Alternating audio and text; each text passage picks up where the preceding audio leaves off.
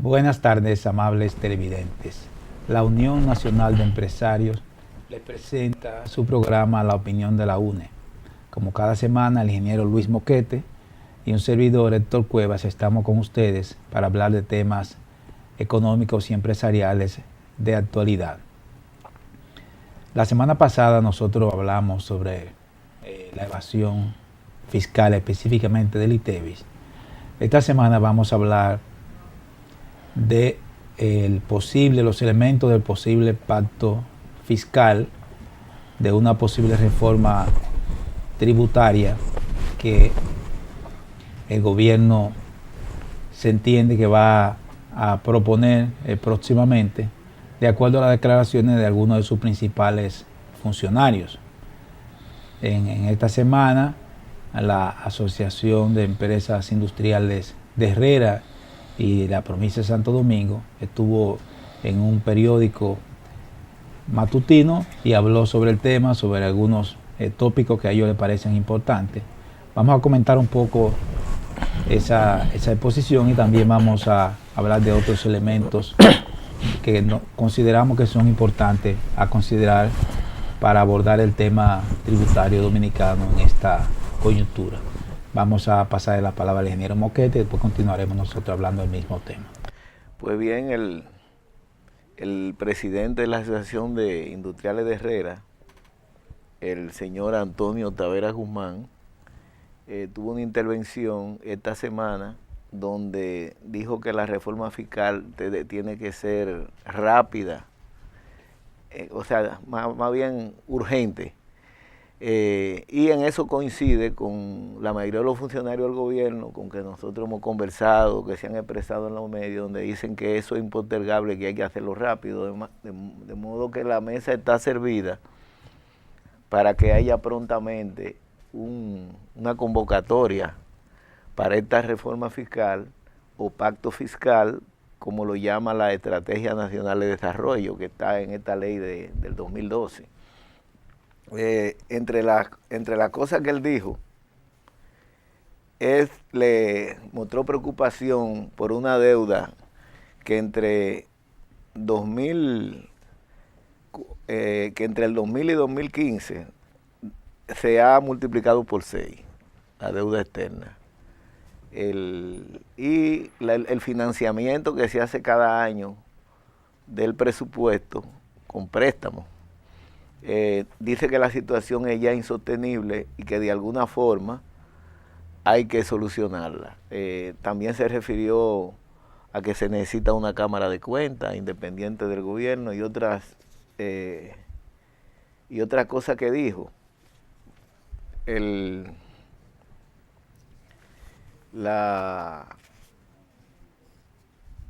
Dice que básicamente habló de 3 pilares. Uno es que tenía que ver con los incentivos fiscales que reciben algunos que ya no los necesitan y que es imperativo hacer una revisión de todo eso para buscar recursos para satisfacer las necesidades del Estado. También habló de algunos impuestos, de algunas modalidades que hay que utilizar, porque no quiso mencionar la palabra impuestos, sino que entiende que con una buena administración tributaria, un control del gasto público y una recaudación efectiva, pues se pueden cumplir las metas y aumentar la presión tributaria en varios puntos. Bien, hay algunos elementos que podemos destacar de esta participación de este grupo empresarial. El primero es que aparece la palabra prisa, como si tuviésemos y la palabra, indirectamente la palabra urgencia, relacionando eso con las necesidades de ingresos que tiene el gobierno. En realidad yo pienso que una reforma impositiva, una reforma fiscal, no puede manejarse de manera ligera, y mucho menos dentro de la Estrategia Nacional de Desarrollo, que es una estrategia hasta el año 2030, de manera que deberíamos pensar también en el mediano y en el largo plazo sobre el tema fiscal, no simplemente poner un parche para resolver un problema de coyuntura. El otro elemento es el tema del gasto público y de un proyecto de ley de responsabilidad fiscal que está en el Congreso.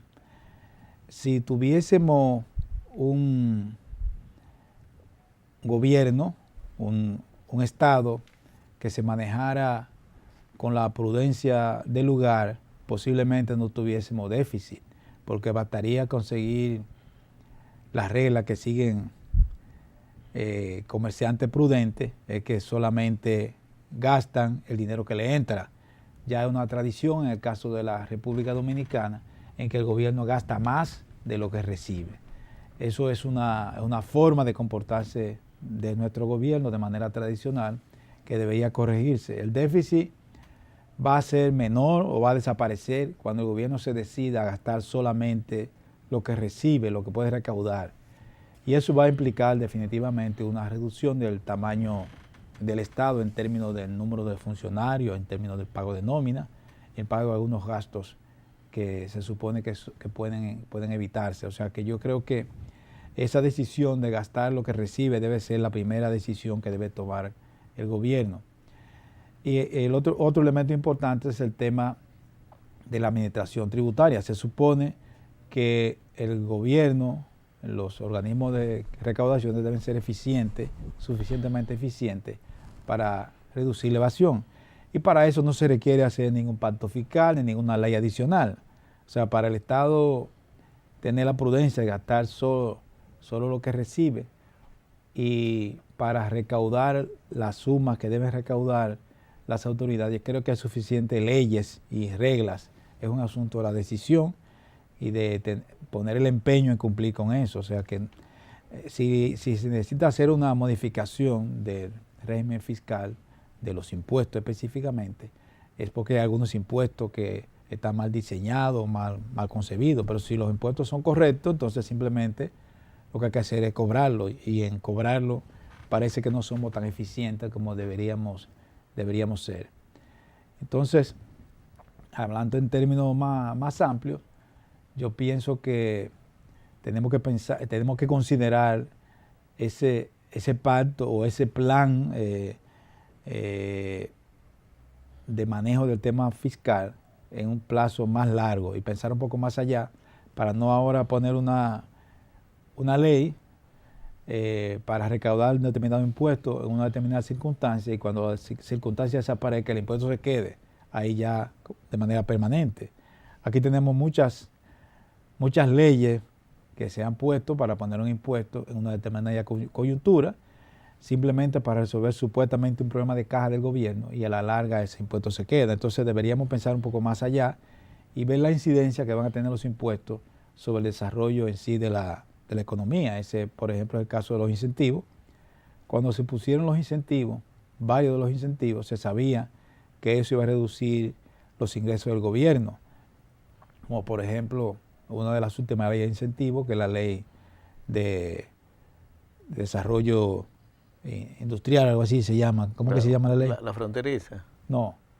Para la de proindustria. La de proindustria. De competitividad. De competitividad. O sea, cada vez que hay una ley que maneja el tema fiscal, se sabe que van a reducir los ingresos. Entonces, y se hizo por alguna razón. Entonces, tenemos que pensar un poco más allá en cada ley o cada regla, cada disposición que se tome.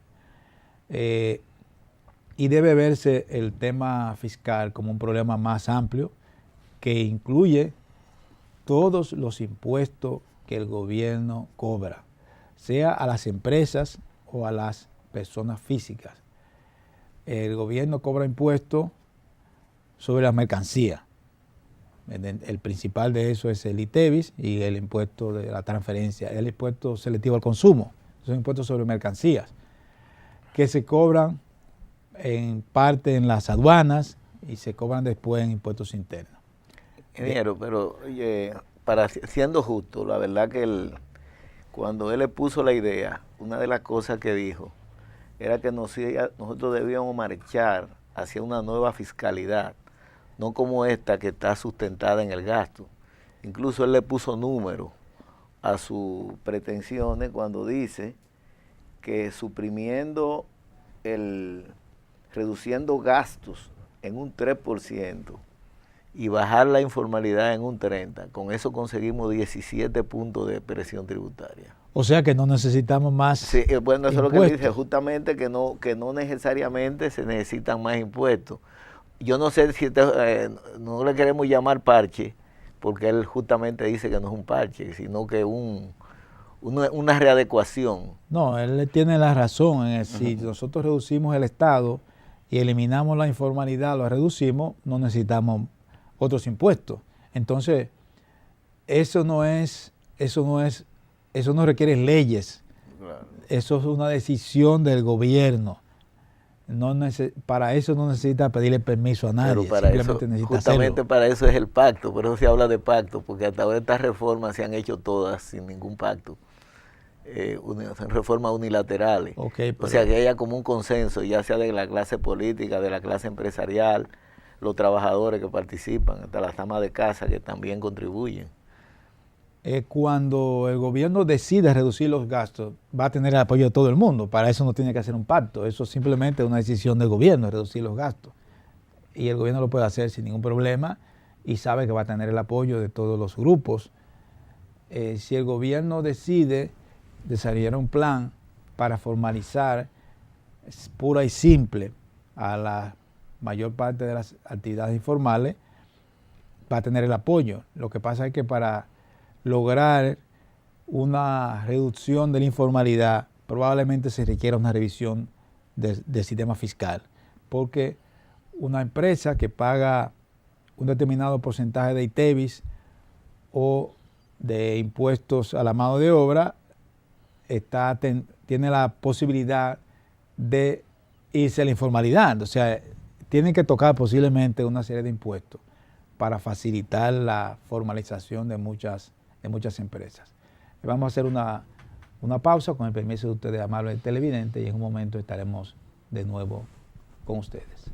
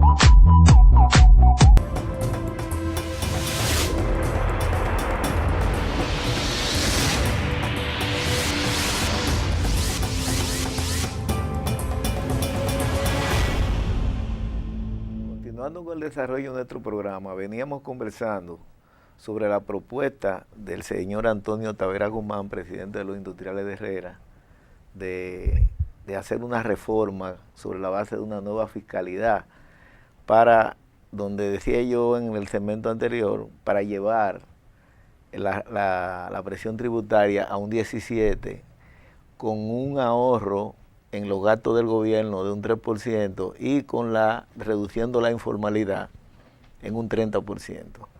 Sobre esa base, por ejemplo, nosotros en estos días estuvimos por las aduanas y nos enteramos allí que realmente el comercio de pacas, que es uno de las manifestaciones más relevantes de la informalidad, ha crecido en los últimos años. Un negocio que surgió prácticamente para ayudar a alguna comunidad y que luego fue tomado por los políticos que se manejan en la frontera, pues eso se ha convertido prácticamente en una bola de nieve indetenible. Todo lo que ha afectado el comercio de las tiendas de ropa y bueno, ya hay zonas de la ciudad que se dedican exclusivamente a ese comercio. No debemos olvidar que en esa misma zona también hay un comercio enorme de repuestos usados y vehículos ahogados y cosas de esas. Entonces, habrá que ver hasta qué punto el gobierno estaría en disposición de ir transitando esos caminos, de formalizar esos grupos. Y obviamente siempre se habla de también mejorar la efectividad en el cobro de los tributos, que veníamos discutiendo la semana pasada. Las pacas, que son esas, básicamente ropa, aunque vienen otras cosas en esos embarques, pero básicamente son textiles, han crecido. Pero ese es un comercio que no debería ser informal, porque una mercancía que pasa por las aduanas, en las aduanas se tiene la posibilidad de darle el tratamiento del lugar para que pague los impuestos correspondientes. Naturalmente que eso ya ha desbordado la capacidad operativa de las aduanas y es un poco más difícil de abordar, ya ha crecido demasiado, porque eso implicaría, para tratar eso, implicaría que la aduana disponga de unos almacenes para depositar esa mercancía, desde donde se pueda ir despachando controlado, y la aduana dominicana no tiene almacenes. No tiene almacenes. Los almacenes, algunos almacenes son de empresa privada y algunos son de la autoridad portuaria, pero la aduana no tiene almacenes. Ni tiene aparato para chequear el contenido de la paca, porque vienen ahí mercancías de todo tipo. Eso implicaría modernizar la aduana dominicana en la parte de la inspección de la mercancía. La aduana se ha modernizado en la parte de procesamiento de la data, de las informaciones, pero esa parte de manejar esas mercancías requeriría almacenes y manejo, algunos sistemas de manejo de materiales para lograr eso. Eso es una tarea muy difícil. No soy optimista en que eso se pueda acometer en el corto plazo, de manera que algún impuesto tendrá que poner el gobierno para mejorar su recaudación. Hay un impuesto, prácticamente un impuesto por kilo, y entonces resulta que hay pacas, desde una paca de panty, por ejemplo, en un kilo caben como 250 panty. Imagínese, ingeniero, Y hay pacas clasificadas como de ropa fina, y a veces vienen hasta trajes ahí. Entonces, eso es muy difícil de ponerle un precio por kilo. No, poner un precio por kilo significa renunciar a determinar el valor real. En realidad eso es algo que es un tema que debe abordar el gobierno, pero que tiene muchísimas implicaciones, porque hay muchos negocios. Digo, $5, vamos a corregir, $5 por kilo. Ok, pero hay muchos negocios que dependen, y muchas personas que viven de ese comercio. Entonces, tomar una medida de manera radical y draconiana de eliminar ese comercio tiene sus implicaciones sociales. Recuerdo que una vez un director de aduanas tomó esa decisión para la que entraban por las fronteras dominicanas, y hubo todo un movimiento de sacerdotes, de comunitarios, de legisladores, y hubo que darle para atrás esa decisión. Entonces, un problema social no se resuelve de igual manera que un problema fiscal, o sea, es un problema social. El problema social tiene muchas aristas. O sea, yo no creo que se vaya a resolver con un decreto puro y simple. Existe un problema social, un problema de desempleo, que esas empresas dan empleo a gente, hay gente que vive específicamente de eso, y es muy difícil que eso se pueda resolver. Eso se puede reducir en la medida en que se organiza la aduana, en la medida en que se reducen los impuestos a estas mercancías, porque todavía los textiles pagan un arancel de 20%, y también pagan ITEVIS. Entonces, si todas estas cosas se controlan, se reducen, posiblemente se pueda reducir esa informalidad. Pero es un problema que trasciende al tema puramente fiscal, es un problema social. Los problemas sociales no se pueden manejar de igual forma. Pero yo sí creo que cada cierto tiempo aparece ese tema y se pone sobre el tapete. Este es un momento interesante porque es el inicio de un nuevo gobierno. El gobierno tiene la posibilidad de replantearse ese tema y darle una respuesta social a ese problema, que no es un problema simplemente fiscal o económico. Yo digo, un punto de presión tributaria son como de 30 a 35 mil millones.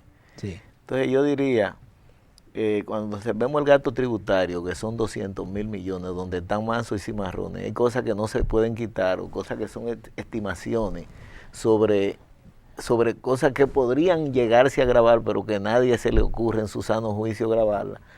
Entonces yo digo, bueno, yo creo que no podríamos aspirar a más de 100 mil millones de ingresos entre economías y cosas como esa.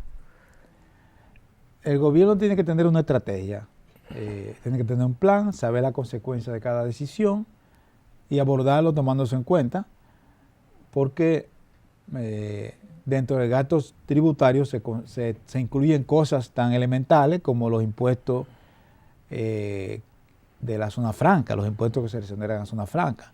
Pero si tocamos la zona franca vamos a traer un problema de desempleo. Justamente es imposible. Además, eso existe en todos los países. Exactamente. Entonces, yo creo que el tema del gasto fiscal es válido, pero tiene algunos elementos de gimnasia intelectual, de ejercicio académico, que probablemente no llegue demasiado lejos. O sea, yo pienso que hay cosas que se pueden hacer, pero las que se pueden hacer tienen implicaciones importante en otros sectores en la economía en términos globales, y entonces tomar esa decisión el gobierno tiene que saber el riesgo. Por ejemplo, el caso de los combustibles, el caso de la energía eléctrica.